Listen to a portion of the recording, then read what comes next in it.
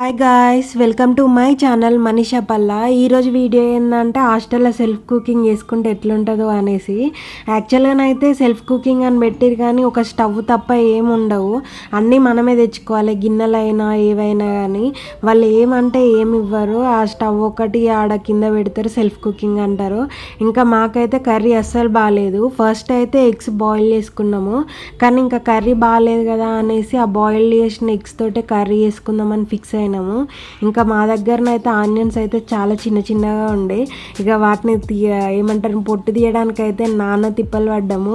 అవి అస్సలు రాలేదు. మా ఫ్రెండ్ అయితే ఇంకా తీయరాక సగం సగం తీసి పెట్టింది. ఇంకా ఆనియన్స్ అయితే మేము ఇక కట్ చేయడానికి ఇంకా చాలా నానపాట్లు పడ్డాము. ఇంకా ఇక అవి కట్ చేస్తుంటేనైతే ఇక కళ్ళల నుంచి వాటర్ గారిపోతూ ఉన్నాయి. అవంతా ఘాటు ఉండే, అసలు ఎప్పుడు పని చేయకుండా ఎత్తి ఇట్లనే ఉంటుందేమో, అప్పుడప్పుడు అందుకే వేయాలని అంటారు. ఇక లాస్ట్ ఆనియన్స్ అయితే కట్ చేయడం అయిపోయింది. ఇవి వచ్చేసి ఇక మా సామాన్లు రూమ్ నుంచి కింది తీసుకోవడానికి నానా పాటలు పడ్డాము. అన్నీ గుర్తుపెట్టుకొని అది ఇది అని ఏరుకొని మరి కిందికి తీసుకొని వచ్చినాము. అంత సంసారము.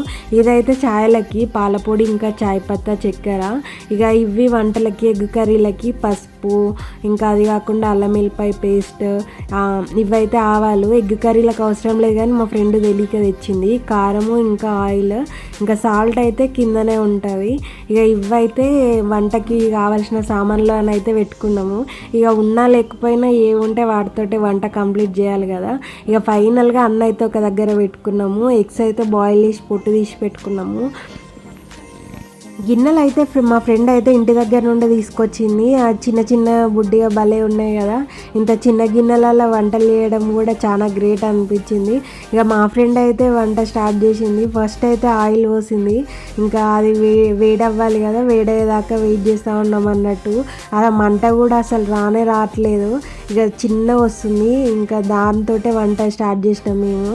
ఇక కట్ చేసిన ఆనియన్స్ అయితే వేసినాము. ఇక మా ఫ్రెండ్ కట్ చేయరాక సరిగా కొంచెం పెద్ద పెద్ద కట్ చేసింది. ఇక అందుకనే వాటిని సపరేట్ చేస్తూ ఉన్నాము, తొందరగా బాయిల్ అవ్వాలనేసి. ఇంకా ఆనియన్స్ తొందరగా ఉడకట్లేదు కానీ లైట్గా సాల్ట్ వేసుకుంటున్నాము.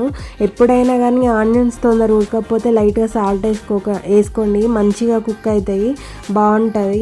కానీ లైట్గా వేసుకోవాలి మళ్ళీ, ఎందుకంటే లాస్ట్లో వేసేటప్పుడు కన్ఫ్యూజ్ అవుతాం కదా. ఓన్లీ వేయడానికి లైట్గా వేసుకుంటే సరిపోద్ది.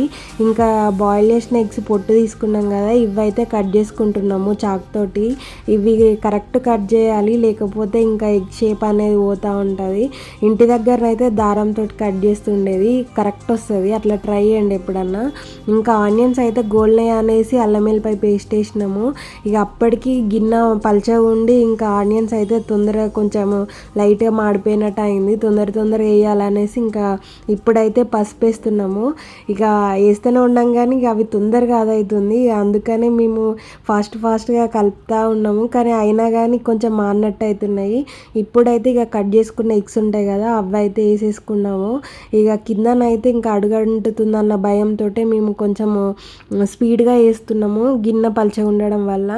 ఇప్పుడైతే ఇంకా కారం వేసుకోవాలి. కారం అయితే కొంచెం తక్కువనే వాడుతుంది, ఎగ్ కర్రీ కాబట్టి టేస్ట్ అయితే చాలా బాగుంటుంది.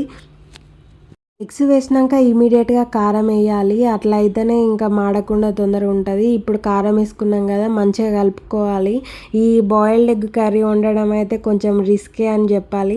ఇంకా అవి కారం కూడా ఉడకాలి కదా, అవి మాడిపోకుండా ఉండాలి, బాగా చూసుకోవాలి. కాబట్టి అదైతే కలుపుతూనే ఉండాలి. ఇంకా కలుపుతూ ఉంటే ఇంకా మాడకుండా ఉంటుంది. ఇక కారం కూడా ఆ వేడికి ఉడుకుతుంది.